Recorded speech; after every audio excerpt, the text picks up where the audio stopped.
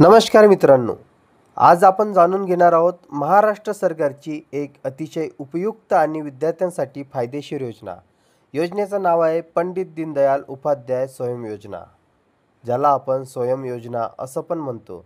आणि तिचं अधिकृत पोर्टल आहे swayam.mahaonline.gov.in.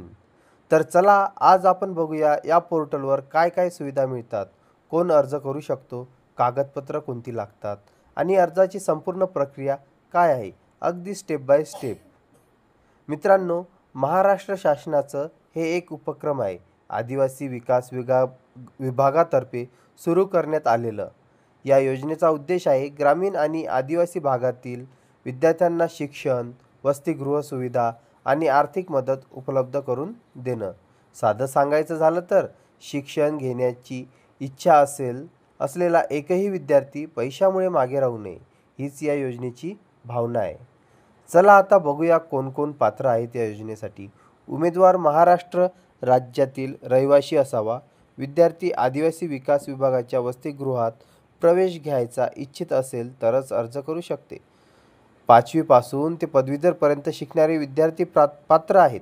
SC, ST, VJNT, OBC आणि आर्थिकदृष्ट्या दुर्बल घटकांना प्राधान्य दिलं जातं.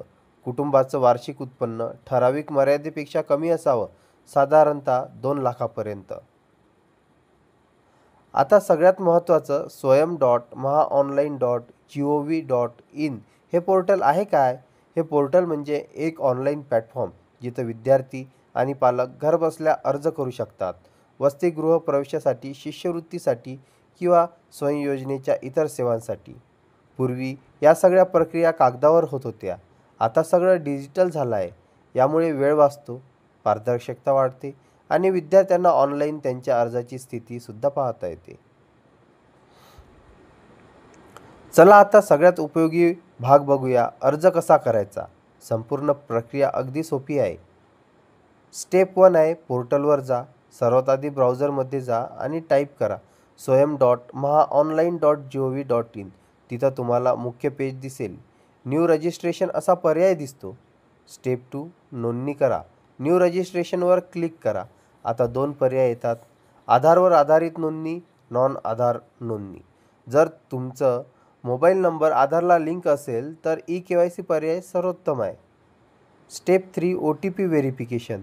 तुमच्या मोबाईलवर OTP येईल, तो टाका आणि तुमचं नाव, जन्मतारीख, पत्ता अशा सर्व माहिती भरा. स्टेप क्रमांक 4, अर्ज भरा. नोंदणी झाल्यावर तुमचं लॉगिन तयार होईल. लॉगिन करून तुम्ही अर्ज भरू शकता. नवीन प्रवेश, न्यू रजिस्ट्रेशन, नूतनीकरण, रिन्युअल यापैकी योग्य पर्याय निवडा. स्टेप नंबर 5, कागदपत्र अपलोड करा.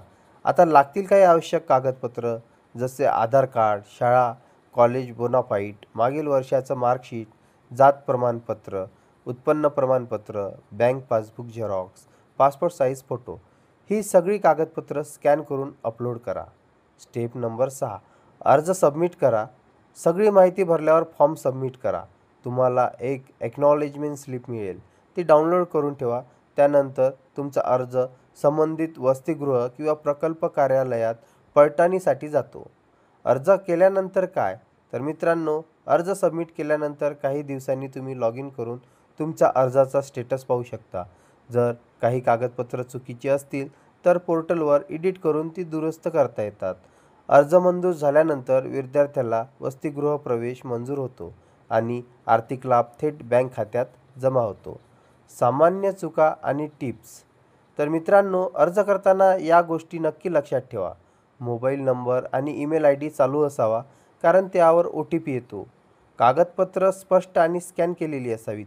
चुकीची माहिती दिल्यास अर्ज नाकारला जाऊ शकतो. आणि सगळ्यात महत्त्वाचं, शेवटच्या तारखेची वाट बघू नका, अर्ज लवकर करा.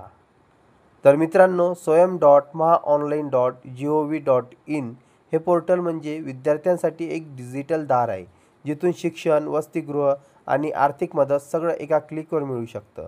जर तुम्ही आदिवासी विकास विभागांतर्गत शिकत असाल तर ही योजना नक्की वापरा, कारण ही फक्त आर्थिक मदत नाही तर भविष्यासाठी आधार आहे. जर हा व्हिडिओ माहितीपूर्ण वाटला असेल तर लाईक करा, शेअर करा आणि सबस्क्राईब करा. अशाच आणखी सरकारी योजनांच्या अपडेटसाठी.